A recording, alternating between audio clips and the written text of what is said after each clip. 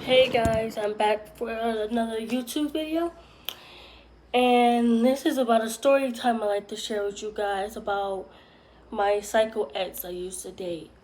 Way before I dated my boyfriend now. So, as some of y'all may know, I met this guy on a popular game called African Life. Me and my little sister played it all the time, and happened that one day I happened to play, and then he came up to me and said, "What's up?" So we started talking on the app, and then after a while, me and him moved to Facebook. And everything was fine and dandy. We was friends, and then we became in a relationship. But at that time, I was 17, and he told me he was 20. So yes, I know some of y'all gonna say you're dumb for that, but I was young and naive. I didn't know what the fuck I was doing back then. So anybody that has anything bad to say about it, I don't give a shit, and you could just stay off my page with that crap, for real, because I really don't care what y'all think, honestly. So anyway, we dated for a couple weeks, and which should have been my first red flag was when he got over possessive of me and wouldn't even let me go outside the bedroom without him having to be on FaceTime with me. So that happened for a couple of months, and more frankly, he wanted me to do stuff on camera that I'm not gonna say because that's inappropriate for some viewers.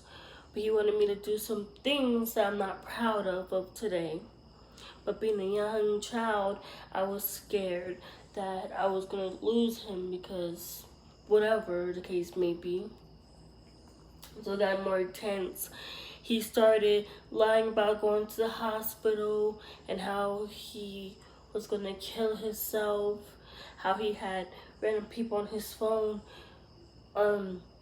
telling me that he cut himself because of me and it's all my fault, which I thought it was because, all the arguments we got in, I threatened to leave, but I didn't. So as months passed, this all came up. And then, yes, I knew I should have left, but knowing me, that wasn't the case. And then it got so bad that he actually started calling the cops on me. Tried to get me down there to visit him and my grandmother, but we never went. But that must have been the scariest time of my life, and he even contacted my family to try to get to me. And the sad part is that he would make these scenarios in his head about me. And then because it was a school night or whatever, it was a school night, and he had one of his friends contact me, tell me how he was gonna kill me, how all this crazy shit. And then the next morning I showed my mom and my grandmother, and they told me that I was gonna tell them I was gonna call the police, and they all started acting different. Then it started back up with the police calls, and they contacted me and sent letters in the mail telling me I was being summoned for a court date for phone harassment, which I never did. It was him who always called me, threatened me, calling me all types of names. Mind you, I was with nobody else but him only. So then all this blah blah blah. Finally, I blocked him, and I can say now that I was so happy to get out that relationship, because if I would have stayed, I would have became suicidal and didn't want to live anymore. Would have been, oh sorry, I got something kind of sleepy, but would have been guilt tripped, and everything. And sorry if my voice sounds so different. I was sick and kind of still am, but Luckily I got out that relationship when I did, or it would have been 10 times worse for me. But moral of the story is, I know some people are young and some people, you may think, but you're 21, you should not make that decision. But the thing is, you don't know how a person's going to be when you first date them. They might be friendly and sweet. But there was a whole bunch of lies in that relationship. To come find out, he was 26 dating a 17-year-old. And that's not even the worst part, how he tried to put me in jail and had me go all the way to another country. Not another country, but you know, far away from my home. He did it so I can go up there, so he can try to make me live with him, so he can probably do other things that it was not supposed to happen.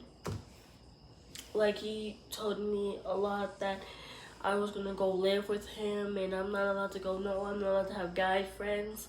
I wasn't even allowed to go outside. Which was the sad part, but I'm happy it's all over now. And advice of any female, be careful who you start dating, because you never know how they will turn out. And yes, I made some mistakes, but I'm learning from them, and I'm happy I'm out of that, because if I haven't got out of that, my life would have been hell and back. But yeah, that's my story time for this. It was a tough journey. I broke down a couple times because of it. Had random people blowing up my phone, threatening me, and all that crap, and it been so extreme on me, all that bull crap.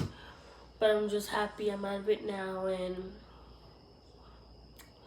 I hope the best for him. I hope the best for me, and for any girl that might end up dating him, I would be careful.